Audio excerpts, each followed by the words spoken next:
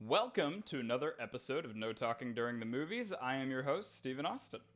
And I am your non threatening co host, Tank. Non-threatening? I mean, I have kind of a sweet face, no? Well, this doesn't match, does it? Tank is Homelander, and I am the Deep. Because Tank is a psychomaniac, and I hate myself. So Oh, there you go. it Well, works out. I mean, that was actually the exact opposite of what I said. You're like non-threatening, and I'm literally reading on my thing Homelander. I'm like, Fair enough. totally. Fair enough. So we're in the spooky month, and we haven't been treating the spooky month as a spooky month as we've been talking, but it's because we've been chatting about so much other fun stuff, like the Marvel Cinematic Universe and now The Boys.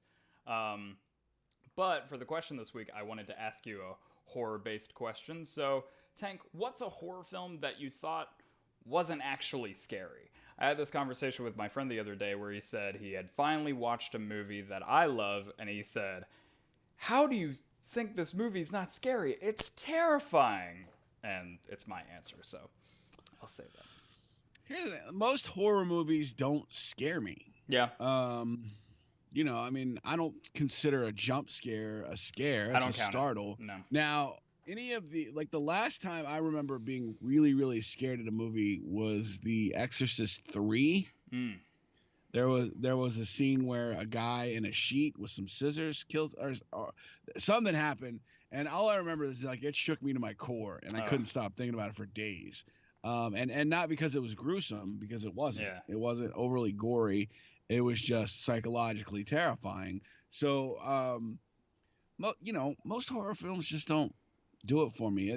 It's so one of the reasons I don't really get into horror is because I think a lot of times it's just really silly. is there a horror film that's super popular or known to be super scary and you're just not into it? Because, like, modern horror, that's a whole other thing because they've kind of relied on jump scares. But we can even talk about the classics, like Halloween. Halloween is a film that I've considered to be legitimately terrifying, and it doesn't rely on jump scares. It's just he could be anywhere, and that Yeah, was I what mean, was scary about it.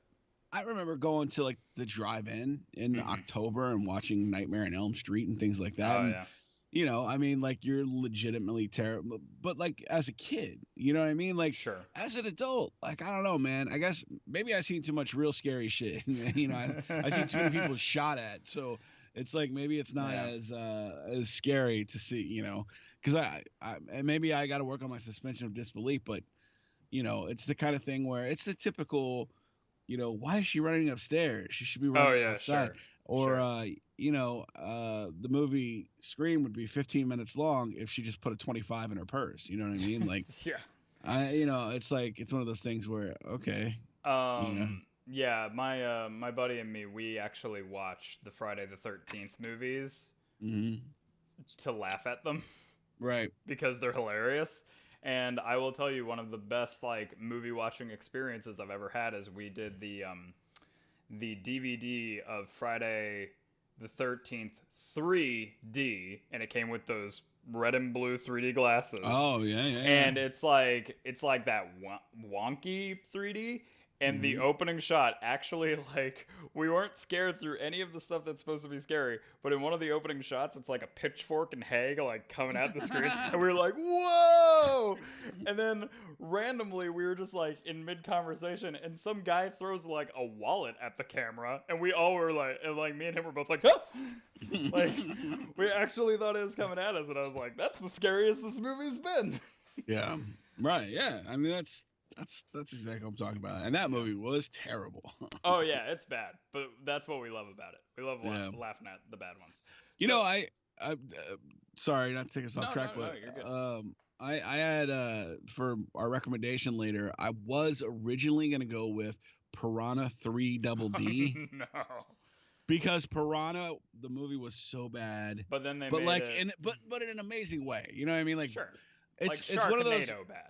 Right, but like where they know, I feel like they know they're making a terrible movie. And this movie Sure. has Ving Rhames, who lost his legs in the first Piranha movie, who comes back with steel legs and a M16 attached to his leg, a la Yeah, Grindhouse. totally.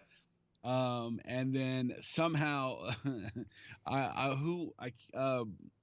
oh, what's his name? Not Rob Riggle, the other, oh, good, Schneider.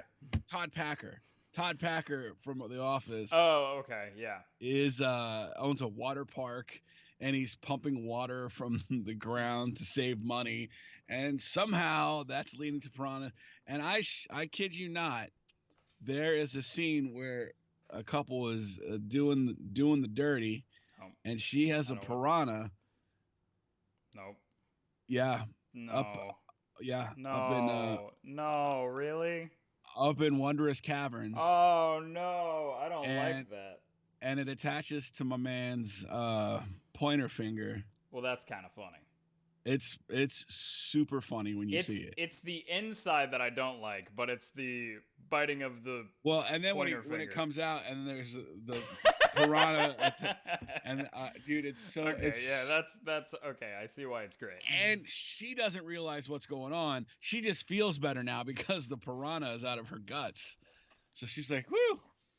But meanwhile, old boy is over on the Oh, corner God. bleeding out because he just got his tallywhacked. So it's one of those things where it's so bad. It's and amazing. It's amazing. It's yeah. amazing in its badness. Yeah, that's the kind of stuff I like to do on Halloween. That Right, kind of totally. silliness. We're gonna go to the drive-in this weekend here in Jacksonville, Yeah. and they're Sunray? doing the Sunray Drive-in. We'll go see Right. Beetlejuice. So Ooh, that's gonna be fun. I'm really excited about that. Yeah, I bet. So the reason why this question came up in the first place was because the other night, my buddy was like, "Hey, I finally watched for the first time Silence of the Lambs." I was like, "Oh, that's great. Did you love it?" He's like, "Oh, it's great, man. Terrifying. I don't know what you're talking about saying that movie's not scary, because I've said for years I don't think that movie is scary." And he goes, "That movie's so scary." I was like, "I don't think it's that scary, but maybe because it's like more of a thriller, and like there's so many slow moments, and I know she's gonna be fine." Like he was like every time she goes to talk to Hannibal, like it's so tense and stressful, and I'm like, yeah, but I know she's gonna be fine. There's like a huge wall of plexiglass between him and her, and then all of the other cells are closed. You know what I mean? Like, Yeah, but I could see what he's saying, because to sure, me, it's not like you're afraid something's going to happen in the movie. It's the psychological aspects of the things that could transpose to the real world. For instance, when she's in the storage unit and she yeah, pulls the cover off the head in the jar, yeah, like that f's your mind up. You know what I mean? Like sure.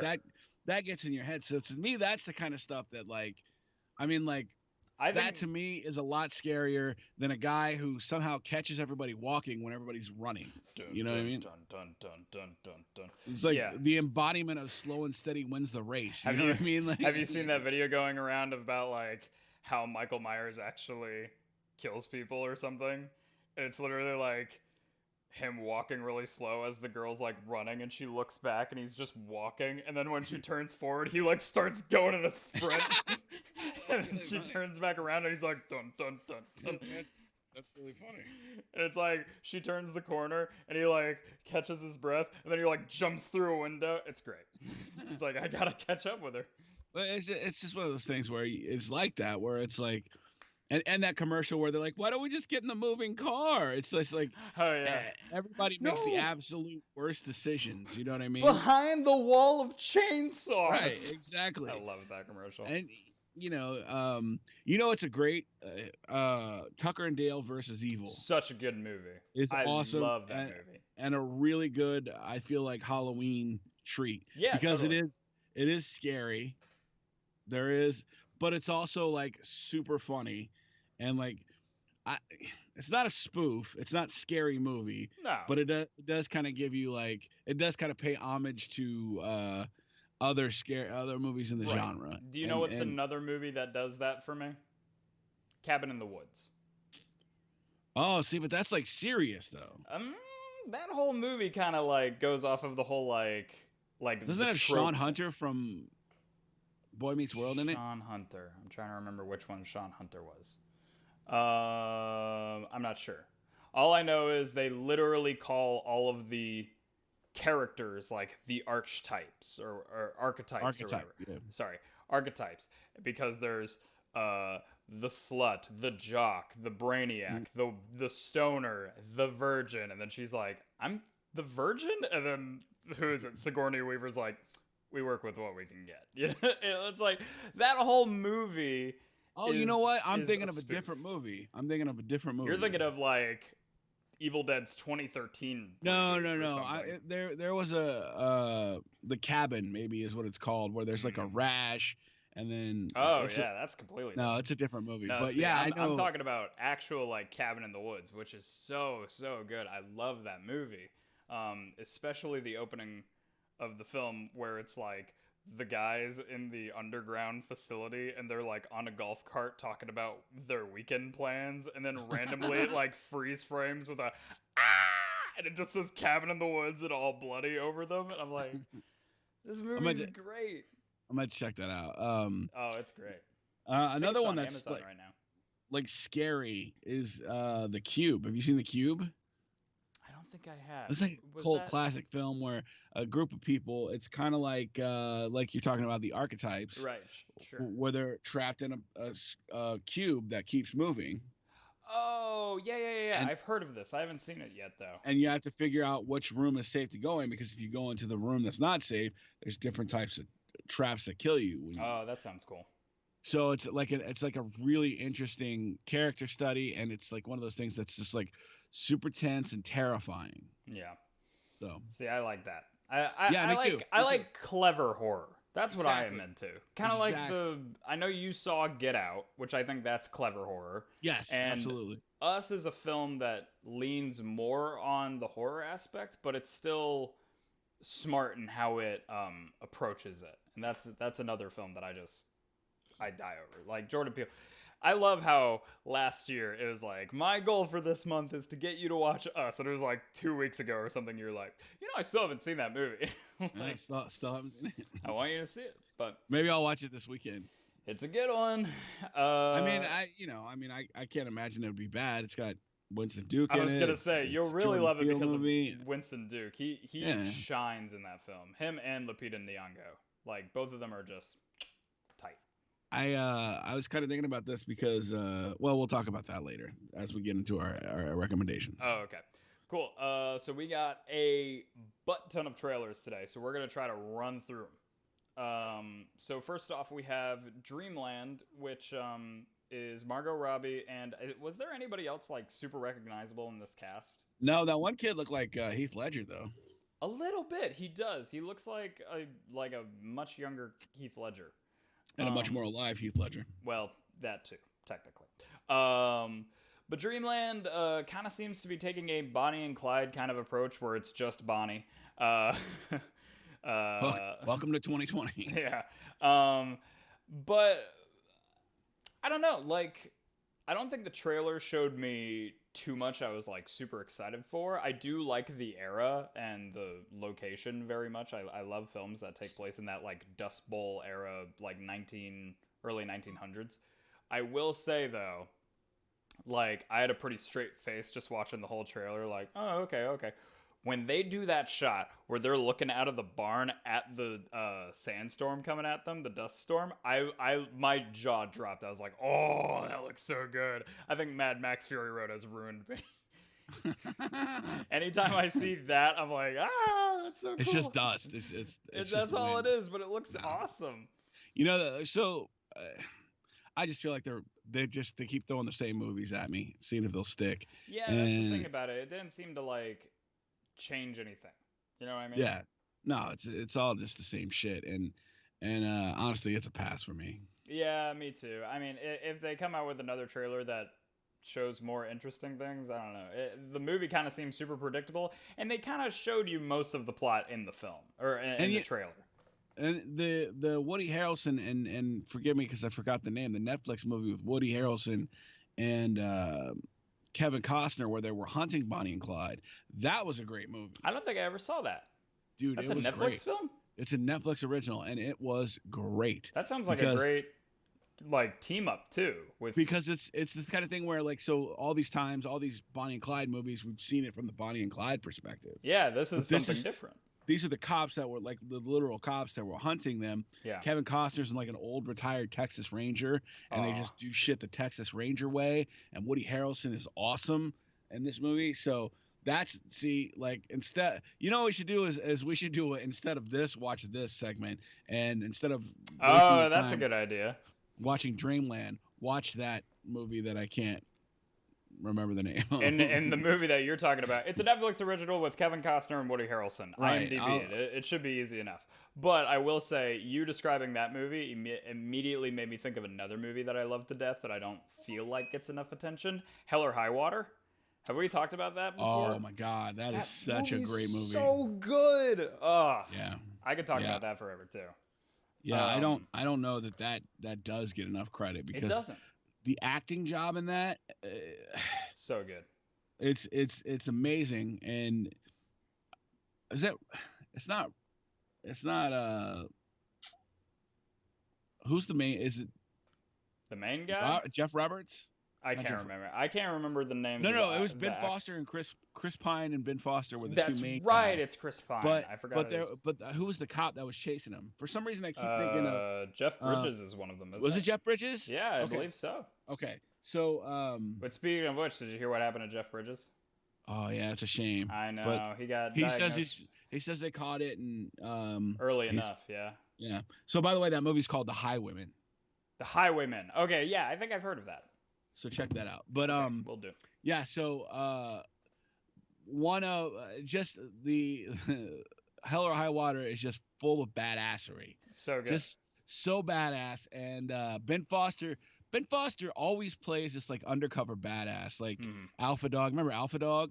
I believe so. Yeah, with well, who else was in that? I know Justin Timberlake and Emile Hirsch. Yes. Okay. Yes. So I know what you're talking about. He was a badass in that movie, and then obviously this movie he gets into a argument with a guy at a gas station. I was gonna say the gas station is the best scene in that film, in my opinion. And he's like, "Boy, you'll feel like there's 10 of me." Yeah. And then the guy's like, "I got a gun," and he's like this. And then out of nowhere, Chris Pine comes and just boom pieces up this douche. And it's just like, see, told you. I was like, oh my God, that is such a badass scene. And then when they're driving away, because Chris Pine's at the gas station, like picking up snacks and drinks or whatever, and like Ben Foster's character was like, "Give me a Pepsi," and he says something like, "Dr. Pepper, what is this shit?" And he's like, "They were out of Pepsi." It was just laughing as they go away, and I'm like, it's so good, so good. Sorry, we need to run through these trailers. We do. Animaniacs. And I put in parentheses, I don't know if you're a fan, Tank, but I'm super excited for this. I definitely was. That was one of my growing up favorite cartoons. I freaking love the humor of the Animaniacs so much. So good. And this trailer looks like a true, like, return to form for them. Absolutely. The little bit they showed of Pinky and the Brain was really great. But I'm really just excited to see what they do just as a modern take. I mean, they did the whole like the tablet has all the information and he like eats it and he's like, "We miss so much." I love them so much. Yeah, and it looks really funny and it looks really timely. And one of the things about the show back when it came out was like really cutting edge, and it was really. So you got to give him credit for that. I'm really excited. There was a couple of jokes I saw on there where I was like, "Oh, this is pretty." Yeah. I think you know what I'm talking about. But, I do. And then also the start of the trailer was the whole like Hollywood reboots are blah blah blah blah blah the worst, and they're all wearing like Hulu merch, and they're like, "Here's your check, you sellouts." I was like, that's the way you gotta do. That's it. Yeah. They're making jokes about it, and it's fine with me. So next we have Raya and the Last Dragon, the next Disney animated film that's not involved with Pixar. It's their animation studio. And people have been very excited for this film since the announcement, since the premise. Representation is really big now with Disney, I think, and their animation studios. And they released posters, and people were just super excited. And finally, the trailer came out, and I was not really impressed. No, it looks whack, honestly. I mean, here's the thing. I just feel like the trailer didn't show us enough of what they have to offer because they are like from the studio that brought you Moana and Frozen. And I know it's Disney Animation, but they normally do a good job on just about everything. So I'm sure the movie's going to be beautiful and it'll make me cry, but I'm just saying the trailer that they showed looked boring as hell. Yeah. You know what I mean? Like, I just feel like they didn't show enough of what I wanted to see.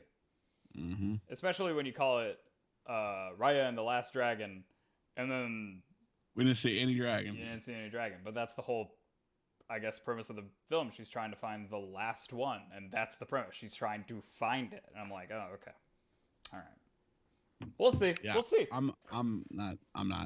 You're not in. Like, I think you're not in yet.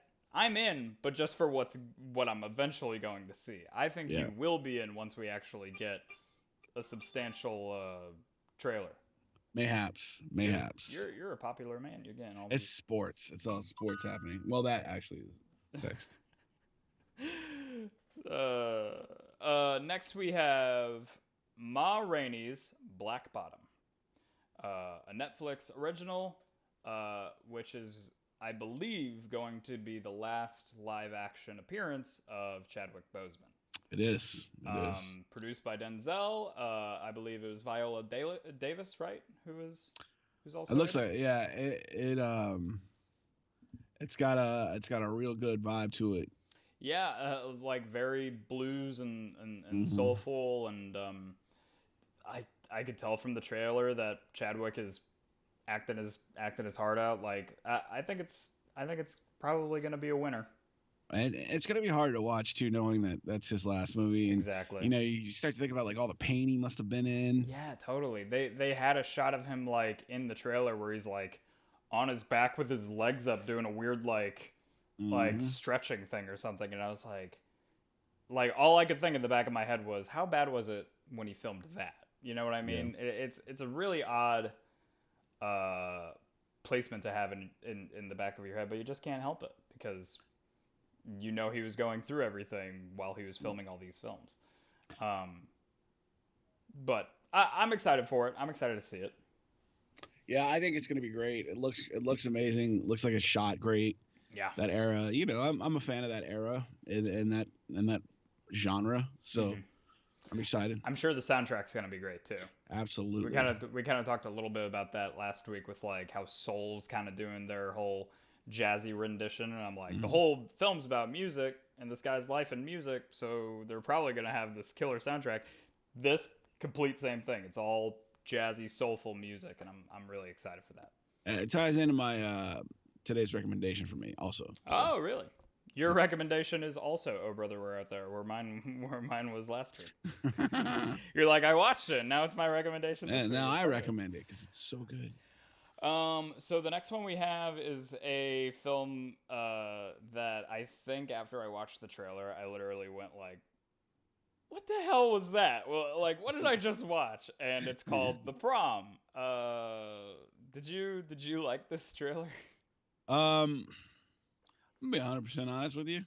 Forgot to watch the trailer. You sent me the text and I forgot to watch the trailer. And you texted me to watch the trailer. Okay, well, let me give you the cliff notes. You don't need to watch it now. Okay.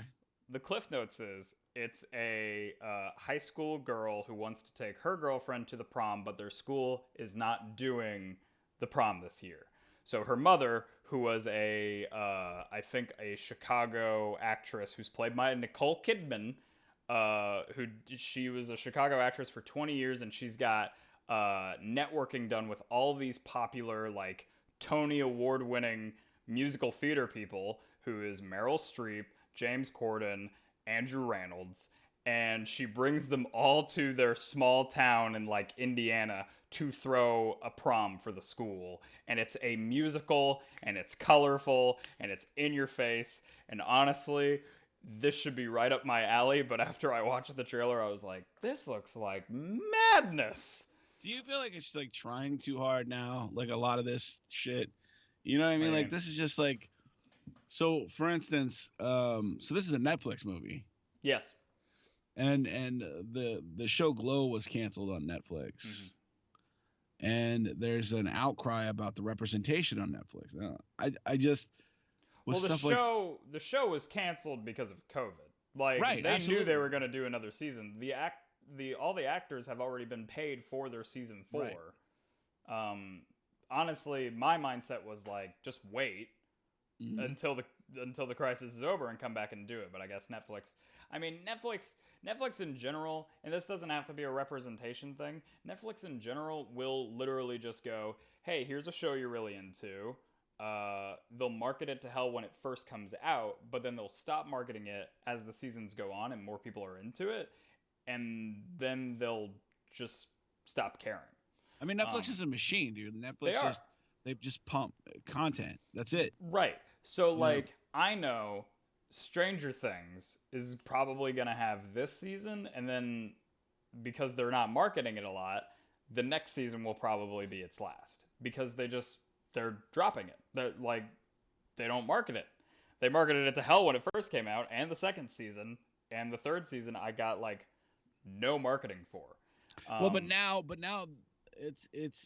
it's kind of like freestanding marketing because everybody's talking about it. Sure. And when it starts to come out again, everybody will start talking about it again. And here's the thing about something like that is that, so like Schitt's Creek, for example, those shows shouldn't last indefinitely. You know what I No, mean? of course not. Like all of the best shows have short runs. Yeah.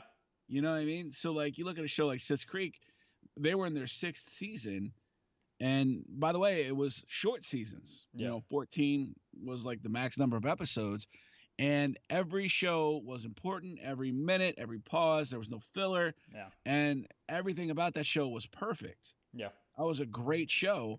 And they didn't try to do too much, because they didn't have to fill anything. They had something for everything. And Yeah. that's a show like Sons of Anarchy, one of my favorite shows of all times, went for 7 seasons. That show should have been 5 seasons long. Yeah. You know what I mean? So I think of other examples like Breaking Bad. Breaking Bad is a show that went for 5 seasons, and I keep thinking it's crazy that it went that long because it doesn't feel 5 seasons long, and it's because every episode is cram-packed with good information. Absolutely. That means something. There is, like you said, there's no filler. And yeah, keeping shows going that don't need to keep going. I mean, like, what is like, did you ever watch Supernatural? I did not, but I'm familiar with it. They're in like their 35th season or something stupid, and they're now ending it. And it was like the most watched television show on CW. So I'm like, hour long episodes, 22 episodes a season, every season a year. That's crazy. That's a lot of shit. And like, I know 30 was a ridiculous number, but I think the actual answer is more ridiculous because it's real. Right. Let me. It's like 15. Yeah. Oh my god. It's one of those things where like the difference between 15 seasons. It's like the difference between artist and business people. You know what I mean? Like an artist has a vision for what the show is going to be, a beginning, a middle, an end, an arc. Dan Levy knew where he wanted to take the show. He knew what he wanted it to end on, and that's how they did it. You know what I mean? And that was it. It wasn't like, oh, the network saw how popular the show had become, so we're gonna do more. We're gonna hang on. And he's like, no, this is it because this is where I wanted the show to end, and this is where I was taking it. So now that we're here, that's it, and that's the way it should be, and that's the way all the best shows are. Right. So when you say in regards to this other film, The Prom, like when you're saying like representation, are you thinking because they're dropping something they have to add something? No. I'm just saying that I don't understand the idea that someone would think that Netflix is undermining representation by ending Glow. Oh no, absolutely.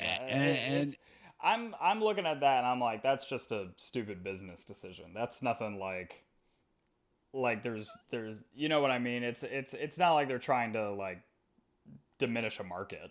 And I don't understand how you could think that Netflix isn't taking representation seriously. Yeah, they totally are. Because every show on Netflix, all the originals, is I feel like they have representation. Mm-hmm. I think even so. even to some points over like ham-fistedly. You know what I mean? Mm-hmm. Like they force it in there. Yeah. But it's one of those things where I just I don't understand that critique. Yeah. I Um, don't either. Now here's the thing: I loved Glow, and I'm very disappointed that I won't get another season. Yeah. Many are, and honestly, like I understand. Like there didn't seem to be any like bad blood between the cast, so just the fact that it's over. I mean, who was it? God, I forgot her name. One of the main characters from Glow. What's the actress's name? I don't know anybody's name other than And I love this actress because she's the in the Community. the main um not Liberty Bell but the Zoya the Uh, Destroyer. Zoya the Destroyer. She was awesome. And if you have any knowledge of the show Glow or Mhm, of the real Glow, they do a great job of bringing that vibe to life. Now those right. aren't the real people's names, Obviously. but those characters are very similar to what the show's characters were. So it's like it's really a fun. So like it kind of sucked to lose that, but at the same time, Glow itself, the actual wrestling promotion, Mm. kind of faced the same thing where it Yeah. was, it only lasted a couple years. It's kind of like, why would you have a show about the XFL that lasted 10 years when the XFL only lasted a year and a half total? Sure. You know? It makes sense. But yeah, the problem is, I mean, you'll watch the trailer, and I'm sure you'll agree with me. It's kind of just madness when you look at it. Yeah. But it's musical, so I'm sure I'll enjoy it overall because I'm a musical bitch. Well, This you're half next, right. just wanted to leave the awkward silence as long as I could in there. So Guess which half? I don't want to. So the next trailer is one that you sent me that I actually did watch. Thank you. Called The Liberator. Another Netflix. Netflix is killing it, by the way. They just they're spending Like you said, they're a machine. so much money. And did I ever tell you? I probably already said it on this podcast, but I ever tell you the South Park joke about Netflix? No, I don't think so. The kids want to like make their own superhero series. Oh, right. Yeah. And they call Netflix and they go, "Netflix, you've been greenlighted." it's, it's totally what it is. I mean, it seems like it. But yeah, so The Liberator is very interesting because is this live action that has just been 2D-ified, like, and they just drew over it? I feel like that. I feel like it's Yeah. very Scanner Darkly. You know what I mean? Remember that Sure. movie? Yeah. But the animation is much more. So it's about World War II, Right. and it's about a group of about a battalion or a unit or whatever you want to call it of guys who they didn't want because of either race or because they got in trouble or whatever. Right.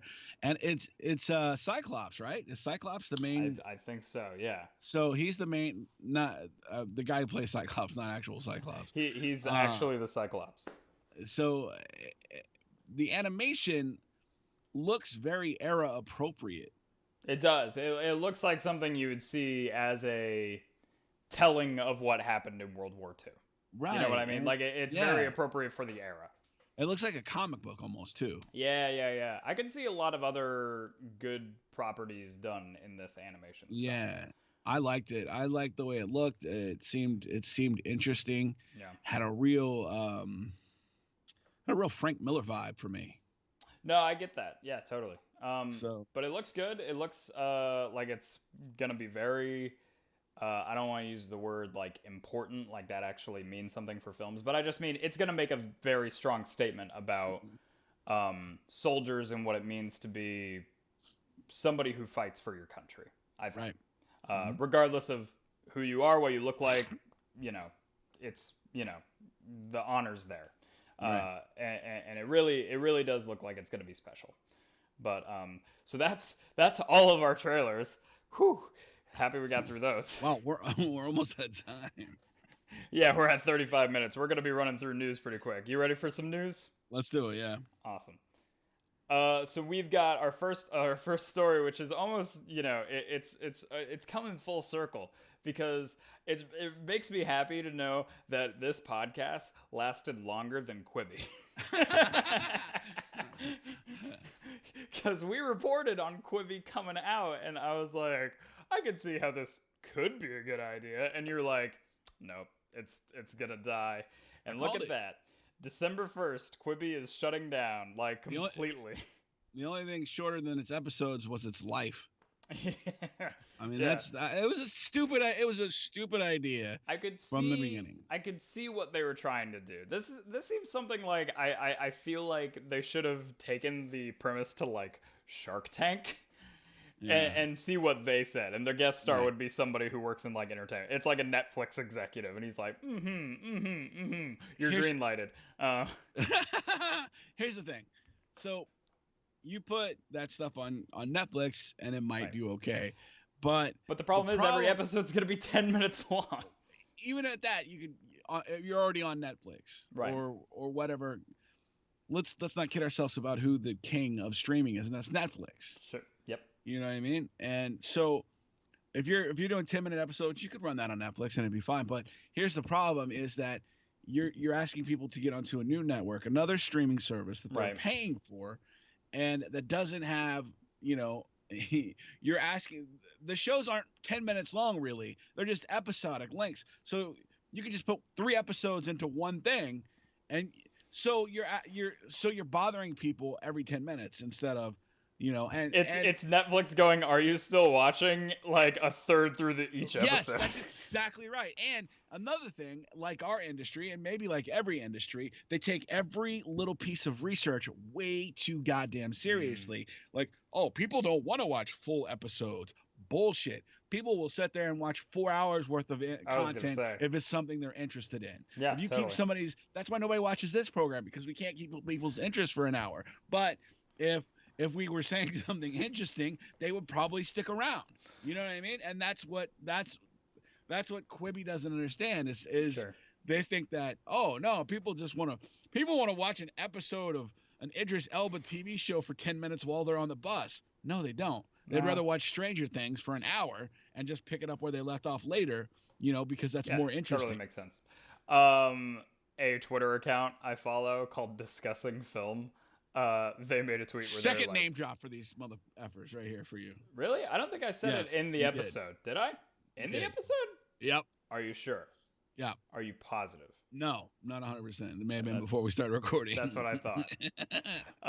They made a post about Quibi shutting down, and they're like, Quibi has not taken up our offer for us to buy Quibi for $10.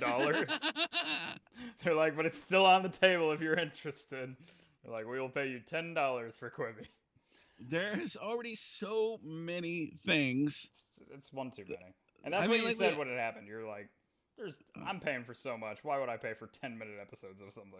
And you think about something like Apple Plus that's holding Charlie Brown for hostage right now. You know what I mean? Like, this is like, we've gotten to the point where it's, I'm a cable fan. You know what I mean? Yeah. Not just because I endorse it, but because I think it's, at this point, you're getting the same value. You got cord cutters, they're paying the same amount of money that I am. You know what I mean? Like, they're not getting a better deal. Mm-hmm. And I'm able to access all of my stuff through my cable. Which is much easier, I think. Yeah, totally. So, like, plus there's a billion more channels, and sometimes I just want to be told what to watch. Sure. You know what I mean? Like, because I don't want to have to think about what to pick. It was something where it was like, the best Netflix show this year is spending 40 minutes trying to decide what you're going to watch on Netflix. Exactly. Yeah. How many times have you done that? I do that all the time. I spend a lot of time doing that. When all I really want to do is just cycle through the guide and find Roadhouse and just chill out. And there you go. You know what I mean? So I don't want to manually put on Roadhouse on Netflix because that makes them think that I want to watch it. I don't want to watch it from the beginning. I want it in the back of my head. Absolutely. While I look at my phone. Mm-hmm. And now, so I have 3 shows now on Netflix too that are just my go-to background shows, and that's Yeah. Schitt's Creek, Parks and Rec, and The Office. So, I mean, like those are the times I use Netflix. Uh, Amazon Prime has some of my favorite shows. Mm-hmm. I haven't really, even though I have Hulu, I haven't really gotten into it. Disney Plus.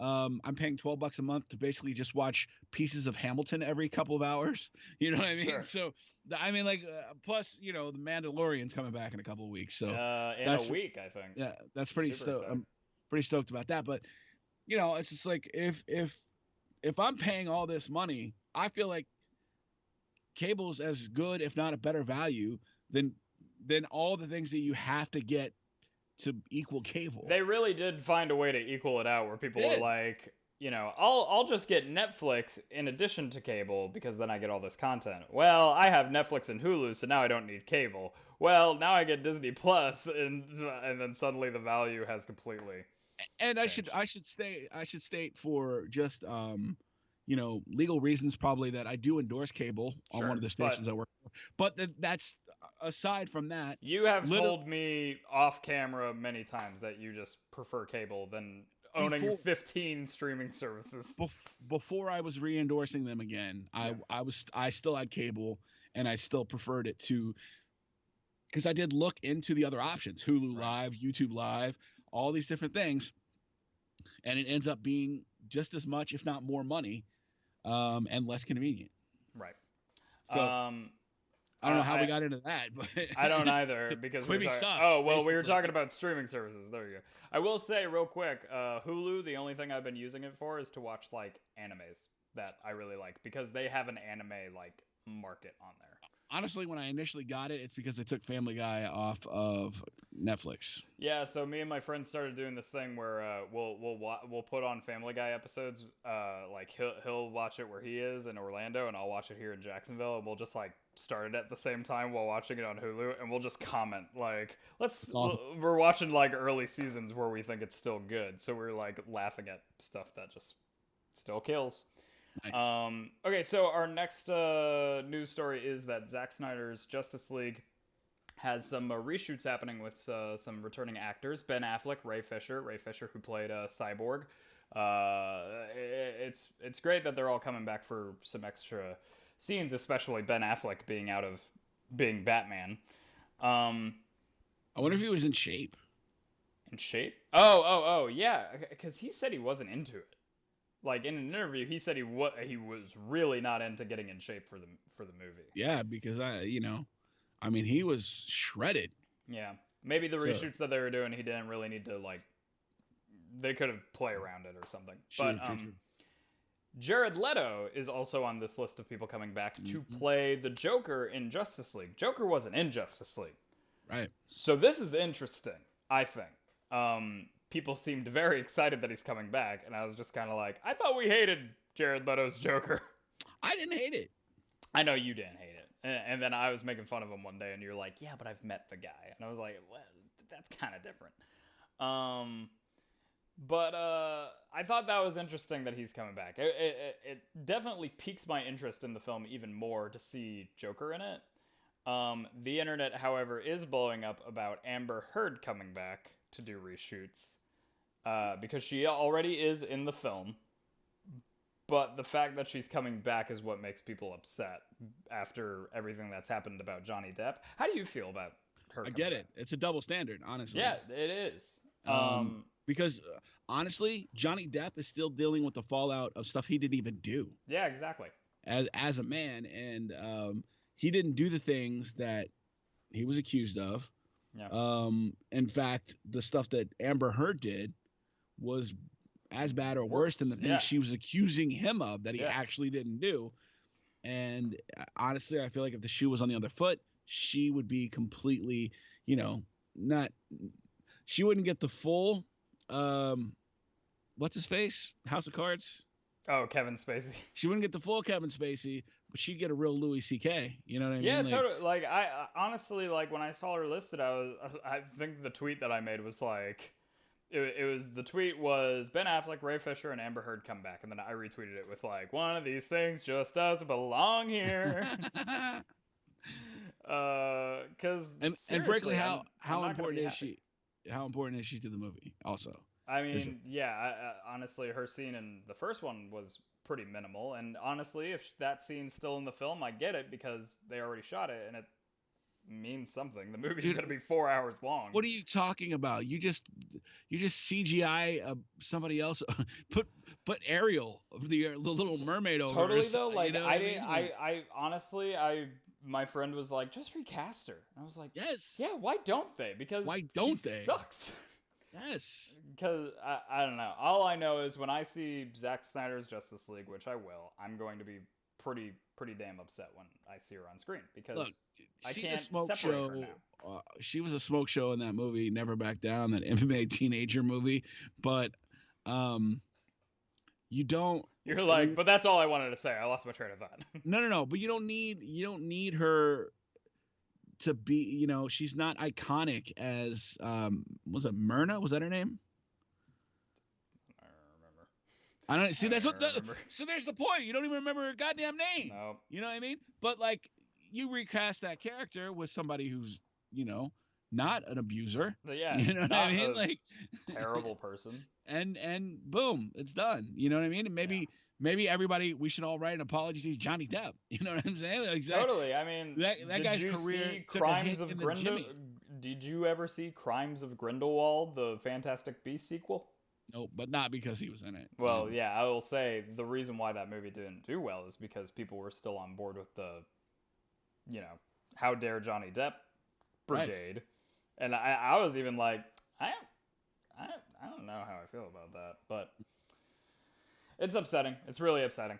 But we're just, because we're already at 45 minutes, I'm just going to skip some of these and go right to this story that will lead us into our main discussion for today, which is Eric Kripke has been talking about doing a The Boys spin-off show, which I'm a little iffy on. But in his words, the idea is it's a Vought-owned college where young kids with powers are trained to be proper superheroes, all leading to a NBA-style draft at the end of the year. That part was the part that interests me, right at the end there. I like, as a premise, that's a fun premise. Sure. Honestly. So is it like each city here superhero team? I imagine it's going to be more like one school that we're following and the class of kids we're following, and then at the end of each season it's going to be but like who's drafting them? This individual cities? Oh, probably, since like in season 2 and I think 1, the Deep is often like Ohio. Right, so you're learning all about like other cities' superhero teams. Yeah. I know.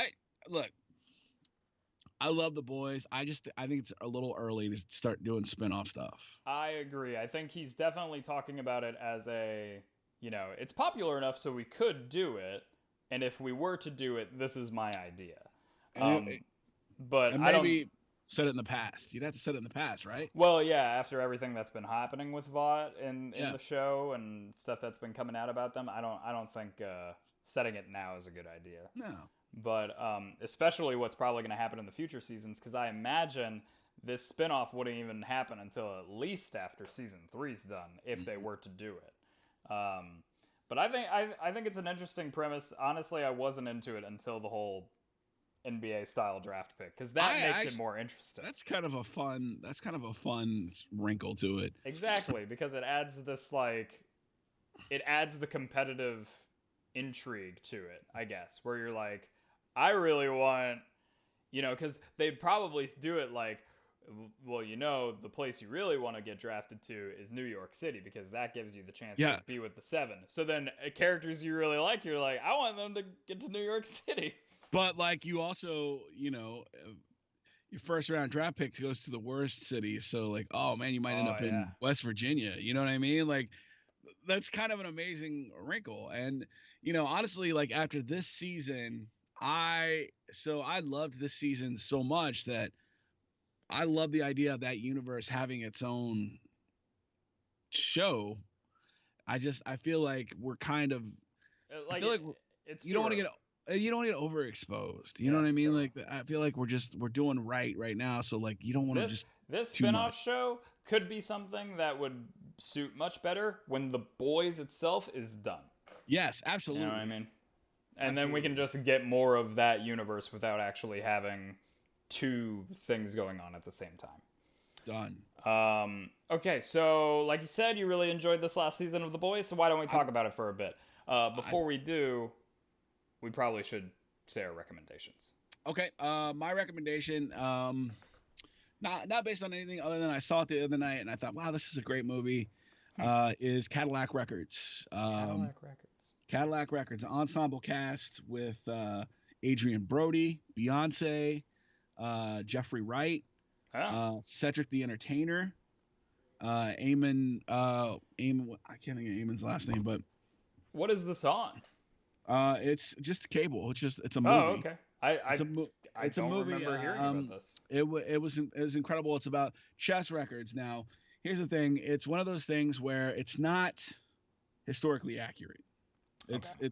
It's based on the story of chess records, but Mm-hmm. it's inaccurate, and it paints Adrian Brody's character, who's Lynn Chess. It Mm-hmm. paints him in a better light than he really is. He Mm. really is one of those guys that took advantage of African American artists and Okay. took money from him and stuff like that. And it doesn't paint him enough as that in the movie.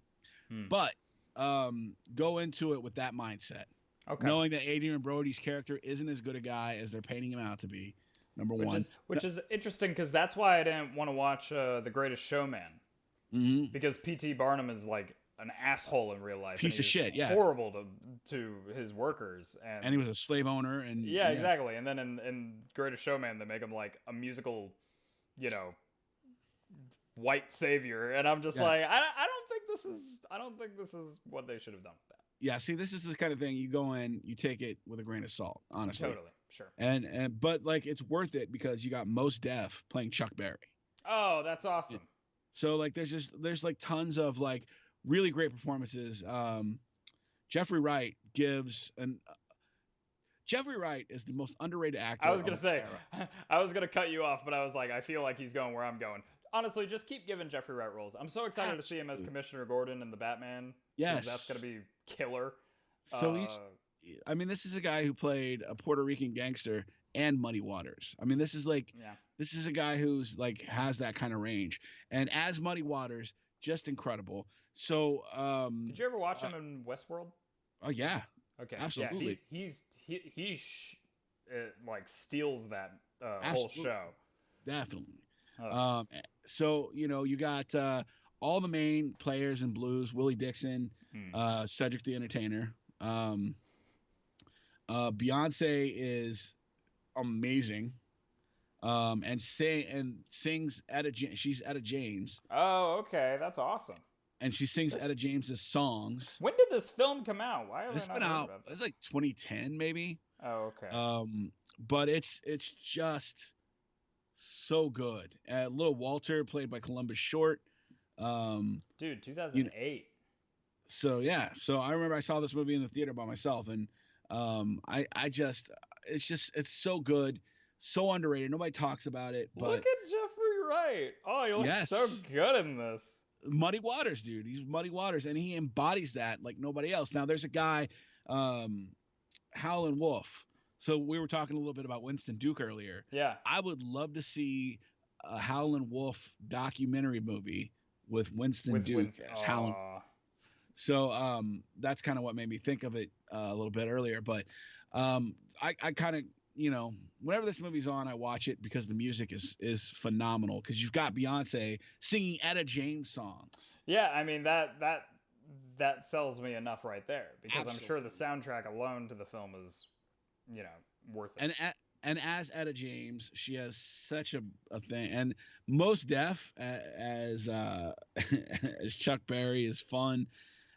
Just all around great performances. Mhm. The music's great. Again, I can't stress this enough because this is like what we were talking about last week with the Disney stuff. Yeah. The pre-label warnings. You got to go into it knowing that Lynn Chess wasn't the savior that they painted him out to be, and Right. they talk about a guy like a guy like they call it Cadillac Records because everybody got Cadillacs, Hmm. and so Len Chess was the kind of guy. Instead of giving you your royalties, he'd buy you a Cadillac, and then they'd be like, "Where's my royalties?" And he'd be like, "Oh, I bought you a Cadillac instead." So, Gotcha. I mean, that was the kind of guy he Okay. was. Yeah. So, so that's just something you got to kind of keep in the back of your Yeah. mind as you're watching the movie. Don't let it ruin it for you, because if you're just going to enjoy a movie with great music and a lot of fun dialogue, check it out. I mean, That sounds like the main reason to watch it is to mm, just enjoy what's great about the film. You know. I mean, oh, dude, it's so good. It's I'm so excited. good. I'm excited to watch it. I Yeah. really am. So my recommendation is a show that I actually might have recommended when it came out, or at least I gave a little review of it or something. But it's a show that I went back to watch recently because I believe the second season's coming out soon on Netflix.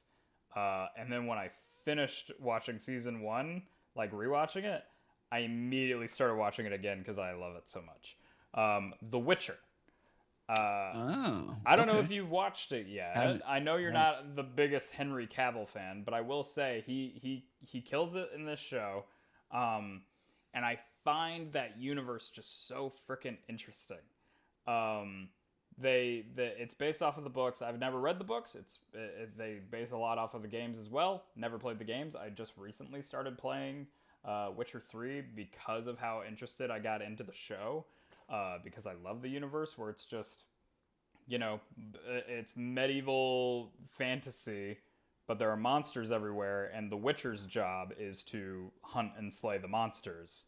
But he still finds like the humanity in some. You know, the humans hate the elves, and he's the one who kind of bridges the gaps because he's not quite human either. And it's got great characters. Henry Cavill's great. They've got two other characters who have a huge importance to the Witcher series as a whole, and their origin stories take place in completely different time frames. So the way they set up the show, which I think is interesting, is all three characters get their origins and their stories told simultaneously, taking place in different times until eventually they all converge. And it's just really well done. I cannot recommend it enough because I'm clearly enjoying it way too much. But I think you'll like it, honestly. Okay. I will say the slowest bit is the first episode, and then after that, it's just like off to the races. It's so All right. good. I'll check it out. Please do. All right, so now we're going to talk about The Boys season 2. We're going to get into spoilers, obviously, but I guess general opinions overall right now, if you still haven't watched The Boys season 2. I wasn't a huge I was a fan of season 1, but I had a lot of problems with it. Season 2 I enjoyed way more. Season 2 was better. I mean, I think so, yeah. absolutely. There's no I liked the first season a lot. I liked it a lot, but I thought the second season took it to a completely different level. Yeah, totally. Like somehow season 2 just like upped the stakes without it actually feeling like the stakes were upped at all. Right, You know what I absolutely. mean? Because you were already in an untenable situation with the superheroes who are just the biggest dicks. Yeah. And you can't do anything about it because they're superheroes. And then you get Aya Cash, who I loved from You're the Worst. I don't know if you ever watched that show. I don't think so. It But was on FX. It was is a she the one great who show. plays Stormfront? Okay. Stormfront. And she was awesome in that show as somebody who's likable and hateable at the same time. Right. And that's kind of what you get from Stormfront in the beginning. And then you learn her backstory and you're like, oh my God. Yeah. And yeah, I loved the addition of her to the show. Yeah. I will say now, because I want to talk about her backstory, now we will give you our get out if you haven't seen season 2. We both loved it. We thought it was better than season 1. So that's, I mean, hell, if you like season 1, go watch season 2. Why haven't Absolutely. you yet? Because it's that good. All right. So spoilers. Aho. I loved and hated the fact that Stormfront is a Nazi. Mm-hmm. And I actually, in response to watching season 2, I did make a tweet where I was like, you know, it's really nice in this day and age when a TV show goes, hey, this character is a Nazi. and then they get every other character to beat the shit out of a Nazi. It's rewarding. It was so rewarding. It was really rewarding. I gotta tell you, like I thought the reveal, not necessarily that she was a Nazi, because you could kind of start seeing that coming. Oh yeah, sure. As it moved on, because of the climate of the world we're in right now, Right. And the way that matches up with that. But the reveal that she was actually Lady Liberty, yeah, totally I thought was crazy. like a really like good. Like I was like, it was the person that was like a survivor from one of her attacks or whatever, and she was like, it's her, and then like pointing at the TV screen. I remember being like, what? Yeah, that's crazy. Yeah, so that's I mean that like what an interesting like twist. And you know, like I thought the whole season was full of good twists, including the fact like at the end, dude, Carl Urban is so great in this show. And he saved it for me. And one of the things we didn't talk about because you hadn't seen it yet, right, is after the kid was Ryan, after Ryan had killed Stormfront, yeah, and accidentally his own mother, yeah, at that point, Becca, the look on Carl Urban's face of murderous hatred. He was going to kill Ryan. It was, or attempt to. I'm getting chills thinking about the look terrifying on his face. It was terrifying. Carl Urban's so freaking good, dude. I love him so much. Oh my god. So I just gotta tell you, that was something, you know, that coupled with the fact that the twist at the end was great, because I definitely did not see that coming. Did you see that coming? Which twist are we talking about? Yes. No, that was, I will say, where I did predict most of season 1. Season 2 was pretty much a blur to me. Yeah. I didn't see any of that coming. Yeah. And that lady being the head popper and how they ended season 2, I was like, oh, season 3 is gonna be good. Love it. Yeah, man, like the entire season was really well done. I still, with a burning passion, hate the Deep, but the way that they used that whole Church of the Collective thing with him and then got A-Train into it, I thought that was actually really, really well done. I still hate him, but I thought it was really well done. He's hateable.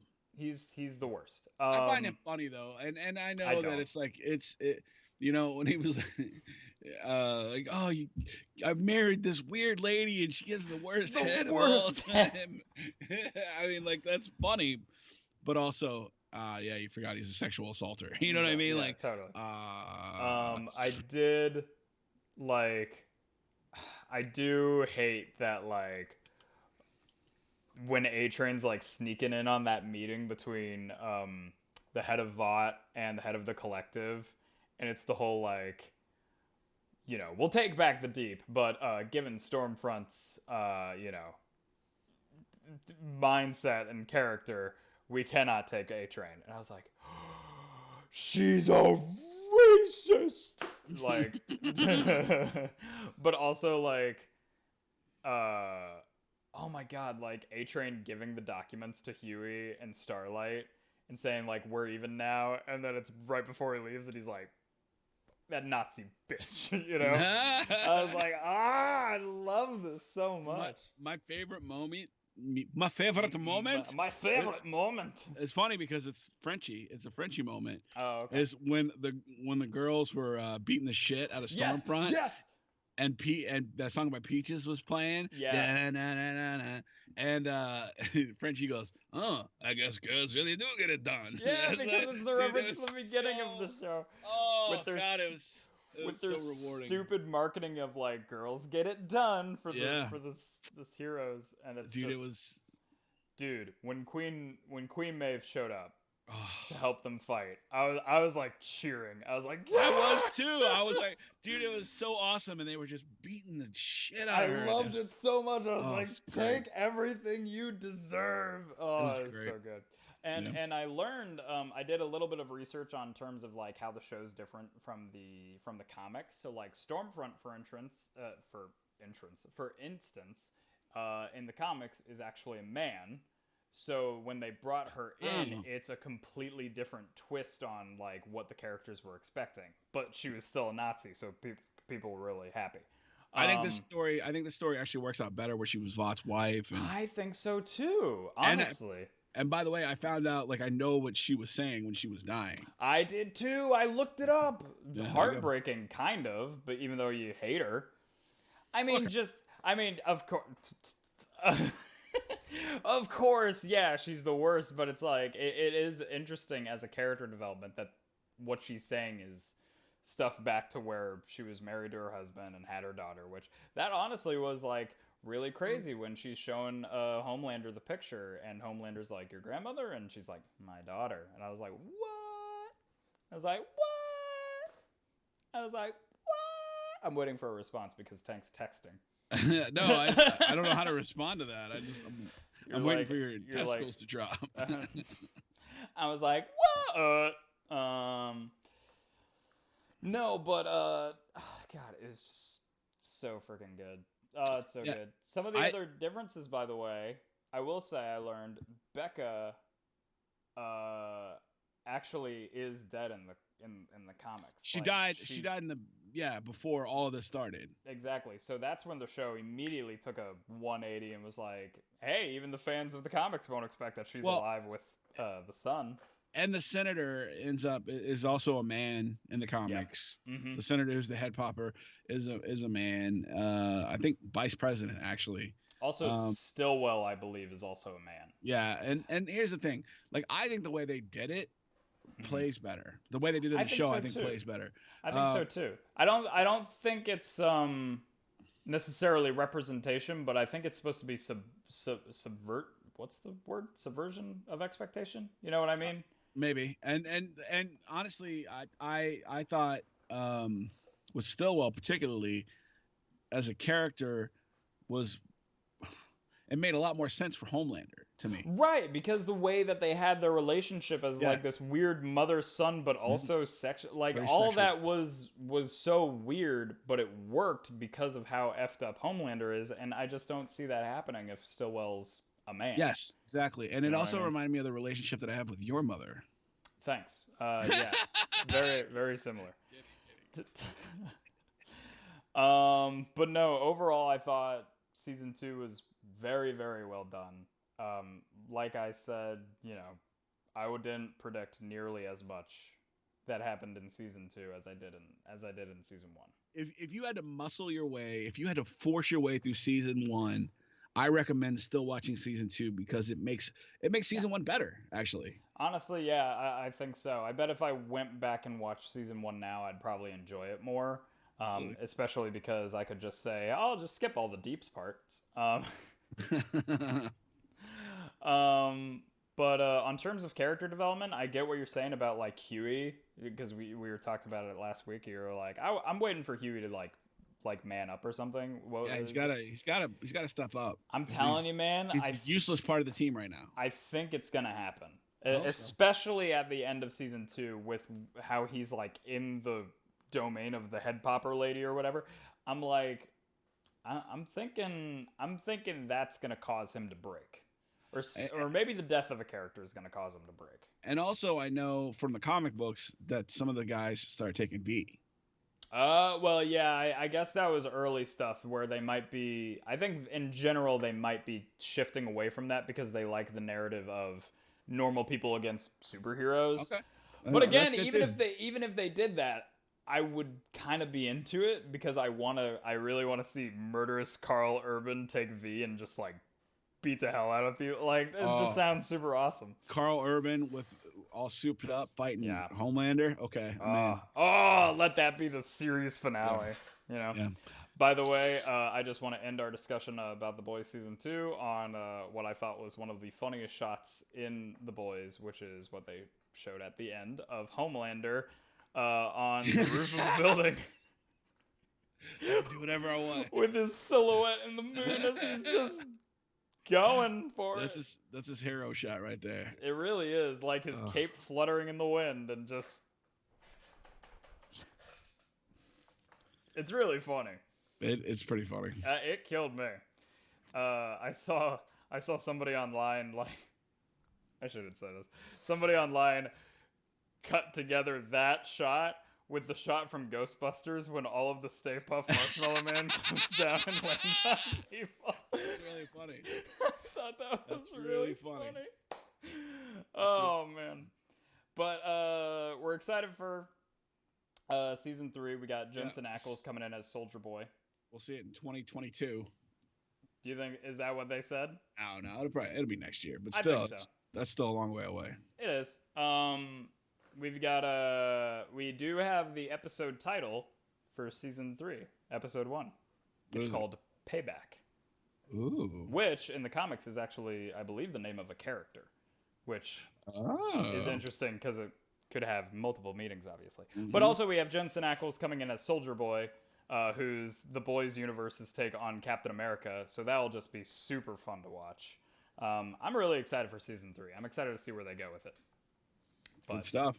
Overall, Boys season 2, I thought it was better than season 1. Totally recommend it. I hope you guys enjoyed it as well. Tank, I know you did. Loved it. But I think that's gonna do it for this episode. Tank, how you feeling? Feeling great, man. Feeling really good. We keep going long on these. We gotta work hard. on. It's hard because we enjoy it so much. Yeah, because there's so like, especially when you start. Fuck it, let's go. All right, that's gonna do it for this episode. Thank you all so much for watching. You can watch us on YouTube at No Talking During the Movies. Check us out on Instagram. We talk about what we're gonna talk about and put our recommendations up there. That's always fun. But thank you guys so much again. I am your host, Stephen Austin. I am a fat guy, Tank. Just like that.